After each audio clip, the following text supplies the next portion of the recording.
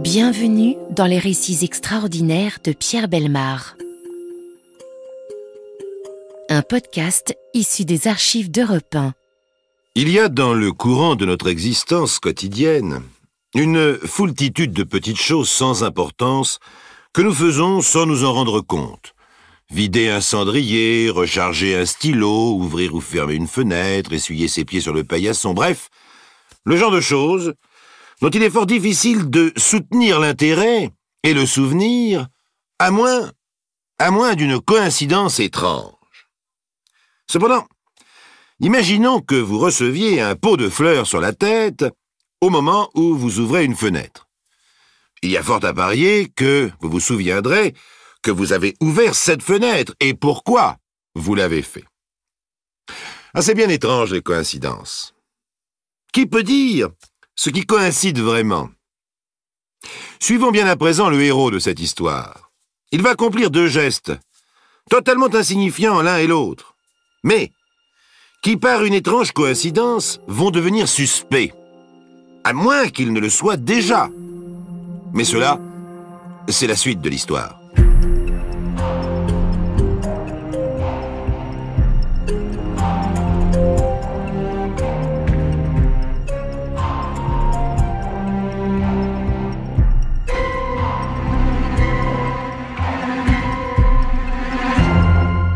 Raymond Falcou a 56 ans.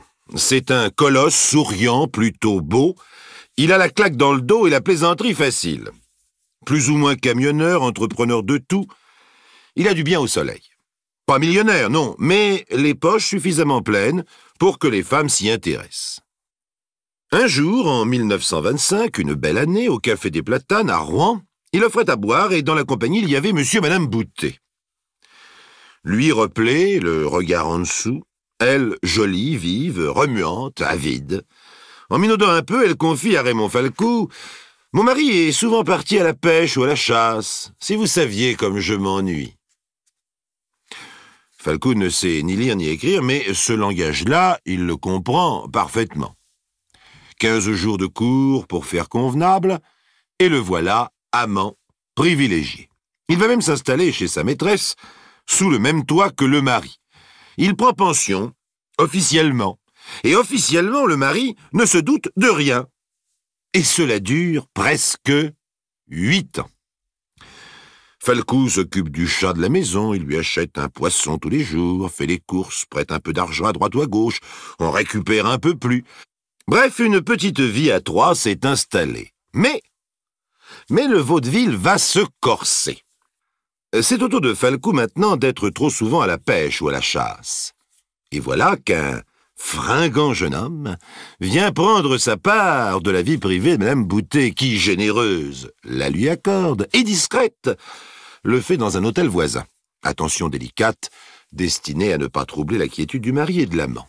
Mais Raymond Falcou est grognon, voire boudeur, depuis l'arrivée du nouveau venu, et il a décidé dorénavant de dormir chez lui, quitte à prendre ses repas chez les Boutet, pour ne pas perdre la face complètement. C'est une belle journée d'automne ensoleillée.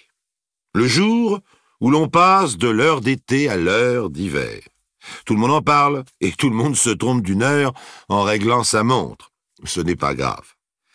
Raymond Falcou fait les courses du dimanche matin.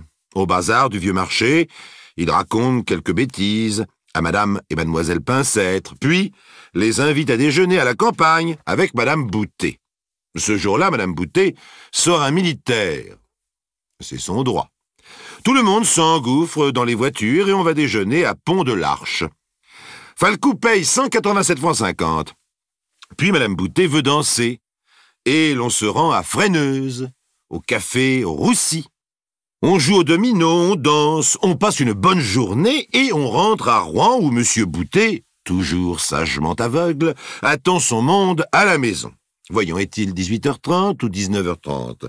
Est-on horaire d'été, horaire d'hiver? Oh, pour l'instant, cela n'a d'importance pour personne.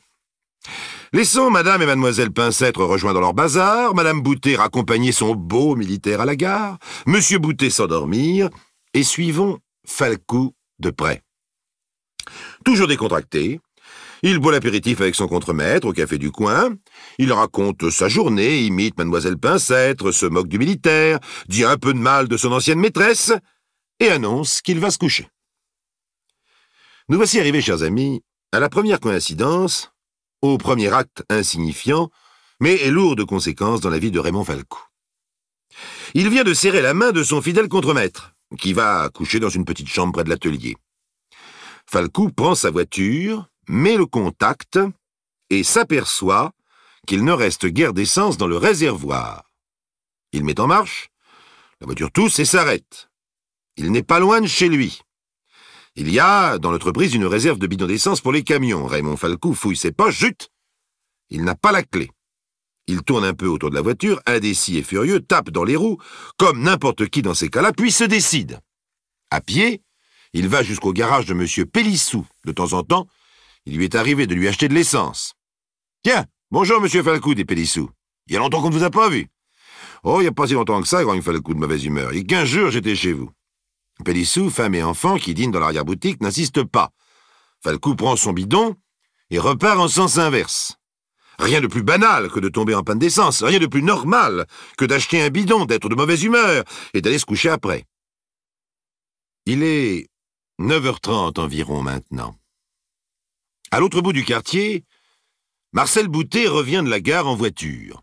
Elle vient de reconduire son militaire. Les adieux ont un peu traîné. Ah, c'est que la belle Marcel n'aime pas la solitude et son tristounet de mari doit déjà dormir épuisé par une journée de chasse. Quant à son amant, Falcou, il commence à vieillir. Rien ne vaut la jeunesse et les militaires, même s'il coûte un peu cher. Madame Boutet ralentit en approchant de son garage. La maison dort. Tout est noir. Soudain, un voisin qui prenait le frais à son balcon et regardait machinalement la voiture manœuvrer sursaute de stupeur. Il n'a jamais vu ça. De la portière de la Citroën vient de jaillir une sorte de lance-flamme rouge-orange, comme si la voiture prenait feu toute seule. Presque immédiatement, un bolide humain environné de flammes se précipite au dehors, en hurlant. C'est une femme, en manteau de fourrure. Le feu la suit, l'enveloppe, la traque, l'étouffe. Bientôt, elle se roule à terre sur le gazon et ses appels au secours font s'illuminer les fenêtres environnantes. Le voisin se précipite, M. Boutet, réveillé par les cris, le rejoint. C'est sa femme, qui se tord de douleur au milieu des flammes. Une odeur d'essence l'environne. Le voisin a eu la présence d'esprit de descendre avec une couverture dont il frappe la malheureuse femme, transformée en torche vivante. On réussit à éteindre le corps et à l'envelopper encore, tout fumant, dans la couverture. Madame Boutet gémit des mots sans suite. Les pompiers arrivent enfin et s'occupent de la voiture. C'est bizarre. Le moteur ne flambe pas. Seul l'intérieur a pris feu, comme si on avait jeté de l'essence sur les coussins, sur le volant et sur la portière. M. Boutet, penché sur sa femme, la questionne. « Mais que s'est-il passé ?»« C'est lui. Je te dis que c'est lui. Il m'a jeté de l'essence au visage. Et son briquet enflammé. » Le capitaine des pompiers dresse l'oreille, mais il ne saisit pas de nom. On installe la jeune femme qui a perdu connaissance sur une civière et l'ambulance fonce à travers Rouen endormi jusqu'à l'Hôtel-Dieu. Le jeune interne qui reçoit la blessée enregistre son entrée à 22h30. Les brûlures sont vilaines et graves. Tout en faisant prudemment les premiers pansements, le médecin demande « Qui vous a fait cela ?»« Monsieur, on m'a jeté de l'essence au visage. »« Mais qui ça, on ?»« C'est une vengeance. Un ami de la famille. » Elle s'agite et pleure. La douleur doit être abominable. Le médecin la calme. Et tandis qu'il s'occupe de soigner les jambes, où s'est incrustée la soie des bas qui ont brûlé, M. Boutet se penche sur sa femme. Elle lui parle en chuchotant, épuisé. Il écoute, les yeux stupéfaits. « Tu es sûr de ce que tu dis ? C'est grave, Marcel. Je dois aller à la police. » Le médecin met un terme à la conversation en faisant transporter la brûlée dans une chambre stérile, car il juge son état extrêmement grave. On met le mari à la porte. Avant de partir, il a récupéré le sac de sa femme. Il contient plus de 6 000 francs et quelques lettres. Boutet, mari éternellement discret, n'a compté que l'argent. Seul, dans la rue, il hésite. Faut-il aller prévenir la police ? Il va téléphoner d'abord. Il rentre chez lui et compose le numéro de Falcou. Au bout de plusieurs sonneries, une voix ensommeillée décroche. « C'est à quel sujet ?»« Je vais parler à M. Falcou, c'est important. »« Par de qui ?»« Bah, c'est moi, M. Falcou. »« La part de qui ?» Et comme Boutet ne veut pas dire son nom, on lui raccroche joliment au nez. Alors il ressort et, à grande enjambée, décide de se rendre au commissariat de police. Il n'a pas le temps d'y arriver, il croise le commissaire Doucet qui rentre chez lui. « Commissaire, j'ai une plainte à déposer. Ma femme a été victime d'un attentat. Elle a reconnu le coupable. Elle m'a dit que c'était... Enfin, c'est Falcou. Elle l'a reconnu. Elle le jure.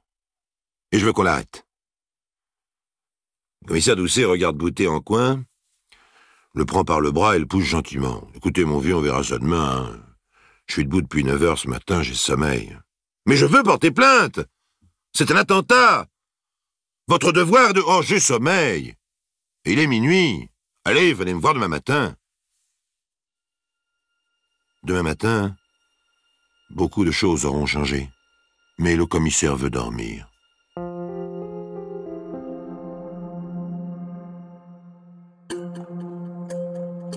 Les récits extraordinaires de Pierre Bellemare, un podcast Europe 1. Donc, une nuit a passé, la tentative de meurtre sur la personne de Madame Boutet a déjà fait beaucoup parler. Le journaliste, en cheville avec les pompiers, a entendu répéter bien des choses. Et ce lundi matin, 3 octobre, le journal de Rouen rapporte une version concise des faits où il est précisé déjà que Madame Boutet accuse Falcou. Raymond Falcou, lui, s'est levé de bonne heure. Il a pris son café en compagnie de sa fille, sifflote en faisant sa toilette. Il est là, en chemise, sur le pas de la porte. Il va fumer sa première cigarette de la journée. Sa fille au premier étage, qui fait les lits, l'entend crier. « Marie, où y a-t-il de l'essence à briquer ? Le mien est vide. »« Dans la cuisine, le tiroir en haut du buffet, répond Marie sans descendre. Raymond Falcou se dirige vers la cuisine, trouve le flacon d'essence, remplit son briquet. Le voilà. Le voilà, le dernier geste insignifiant de l'histoire de Falcou. La chose que l'on fait sans y penser et que l'on oublie un quart d'heure après, à moins que l'on prenne un pot de fleurs sur la tête ou qu'en l'occurrence on se brûle les doigts. En effet, lorsque sa fille redescend, Falcou sursaute. Il est occupé à souffler sur ses doigts. Ah, le briquet s'est enflammé tout seul, c'est bête. C'est d'autant plus bête qu'à l'hôpital, Madame Boutet va de plus en plus mal. Et que la rumeur publique colporte déjà ses avant-dernières paroles. D'autant plus bête que le mari va retrouver le commissaire, qui, réveillé cette fois, enregistre sa plainte et ses déclarations. Ce qui est dommage, c'est que, décidément un peu paresseux, il propose à Boutet de faire lui-même la déclaration de sa femme, plutôt que d'aller à l'Hôtel-Dieu la déranger. Et puis on dit qu'elle est dans le coma, ou presque. Boutet refuse la curieuse proposition du commissaire. Hélas, quand ils arrivent à l'hôpital vers 10 heures, Marcel Boutet, âgé de 39 ans, encore jeune et avide de vivre au rythme des beaux militaires, vient de mourir des suites de ses brûlures. C'est bête et méchant. Falcou, dès qu'il met le nez dehors, apprend tout cela. Et comme il est suspect, eh bien il va se conduire en suspect jusqu'au soir. Tout d'abord, il ne va pas prendre des nouvelles, comme ce serait normal de le faire. Ensuite, lorsqu'il apprend la mort de son ancienne maîtresse, il ne va pas à l'hôpital. Il ne va pas rendre visite au mari. Il se promène en ville, l'air indécis, les 2 doigts de la main droite emmaillotés de gaze blanche. Et pendant ce temps, on trouve dans un buisson près du garage de Madame Boutet un bidon d'essence de 5 litres vide et légèrement brûlé. Un bidon énergique, le même vendu la veille à 8h30 du soir par le garagiste Pélissou à son ami Falcou. Alors le garagiste Pélissou réfléchit. Il avait l'air bien bizarre et bien pressé. Et puis on trouve une lettre anonyme dans le sac de Madame Boutet, une lettre de menace écrite au crayon, une lettre qui va faire croire que Falcou était jaloux. Elle dit, cette lettre, « Votre jeu doit finir. Le 6 septembre, vous étiez à l'hôtel avec ce jeune homme. Je dirai tout à votre mari. » Cette lettre, ce n'est pas Falcou, bien sûr, qui l'a écrite, puisqu'il ne sait pas. Non, il l'a dictée à son gendre, qui sait écrire, lui. Cela fait, il est allé la porter lui-même à sa maîtresse. Pour une lettre anonyme, elle est facilement identifiable. Mais les coïncidences s'accumulant et surtout les accusations de Mme Boutet rapportées par son mari font arriver au domicile du camionneur 2 policiers munis d'un mandat signé par le procureur de la République. Et voilà Falcou arrêté. Grand bruit dans Landerneau. L'instruction commence. Et dans la bonne ville de Rouen, les commentaires vont bon train. Il y a les partisans, les falcoutistes, et les autres, et la presse. Ah, la presse, chers amis. J'ai devant moi une bonne trentaine d'articles de fond, comme on dit, sur 3-4 colonnes. Tour à tour, le journaliste fait le point sur l'enquête du juge d'instruction ou mène lui-même sa propre enquête, interrogeant les témoins et émaillant leurs déclarations de points de suspension mystérieux. Une femme est morte, mais on a l'impression que la ville entière est au spectacle. Plusieurs témoins vont maintenant affirmer avoir entendu de leurs oreilles Mme Boutet crier « C'est Falcou !» On dit que sa voiture n'était pas en panne d'essence. On le prétend jaloux et vexé. On dit qu'il espionnait son ex-maîtresse, qu'il l'a menacée, qu'il l'a batté même. Qui dit ça? Le nouvel amant. Il a remarqué sur le corps de Mme Boutet un jour, il ne sait plus quand, des ecchymoses. C'est donc Falcou qui l'a batté. Falcou a acheté de l'essence avec un air bizarre. C'est donc Falcou l'incendiaire. Il a les doigts brûlés d'ailleurs. Et cette lettre anonyme qu'il dit avoir portée lui-même à sa maîtresse chez son coiffeur. Eh bien, le coiffeur ne s'en souvient plus. Falcou, le colosse, le débonnaire, a beau démonter une à une les accusations portées contre lui. Il est inculpé, il va passer aux assises. Mars 1933, 3 grandes journées d'agitation pour la ville de Rouen. Le panier à salade débarque sous le petit soleil, Falcou le grand, souriant de toutes ses dents en or au peuple rouennais qui l'acclame. Vive Falcou, vive Falcou! La salle est comble. Toutes les belles dames sont là, au premier rang la femme du préfet. Dans un coin, Boutet, son avocat, Boutet, l'œil toujours en dessous, veuf, convenablement triste, qui passera son temps à vouloir ignorer les relations de sa femme, et Dieu sait qu'en 3 jours ce sera dur. Voisines, amants, domestiques, amis, tout le monde connaît la vie privée de monsieur et madame Boutet, le prix de son manteau de fourrure, celui de sa voiture, de ses amants. Le procès dure 3 jours. L'accusation tourne autour des dernières paroles de la jeune femme, du bidon d'essence et des doigts brûlés de Falcou. On se trompe sur les heures, 19h30, 20h30, les uns pensent l'été, les autres l'hiver, et la Libye vacille. On se réunit en grande pompe dans la cour du tribunal pour examiner la voiture et entendre les experts. Très à l'aise, Falcou examine l'intérieur, se glisse à plat ventre sous le moteur et demande que l'on renverse la voiture pour bien faire voir aux jurés que le moteur n'a pas brûlé. Le lendemain, c'est un défilé inattendu de témoins cités par la défense et qui viennent expliquer comment ils se sont accidentellement brûlés avec leur briquet à essence. On fait même une démonstration en public. Falcou, toujours à l'aise, amènera plus d'une fois le sourire sur les lèvres des jurés. Et à la moindre occasion, le public manifeste. Une vingtaine de chroniqueurs judiciaires sont là. La ville attend la libération pure et simple de son héros. Si bien qu'on ne saura jamais, je le crains, qui a jeté de l'essence au visage de Mme Boutet. Un seul peut-être le savait, son mari. Le seul finalement à avoir entendu, sans pouvoir se tromper, les accusations de sa femme. Le mari si patient, si compréhensif. Trop peut-être.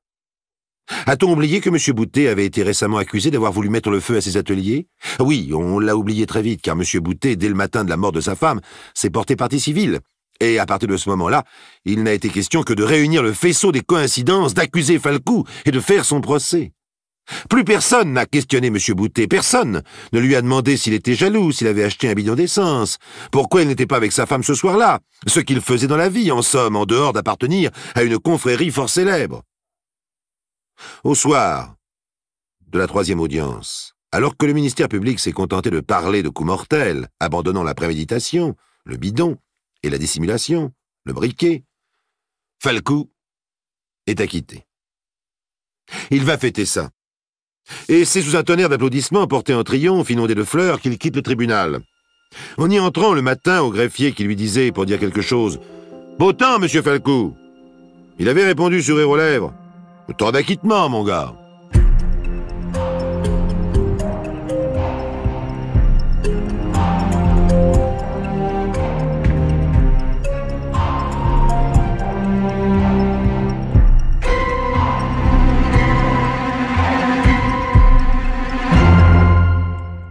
Vous venez d'écouter Les récits extraordinaires de Pierre Bellemare, un podcast issu des archives d'Europe 1. Réalisation et composition musicale, Julien Tarot. Production, Estelle Lafont.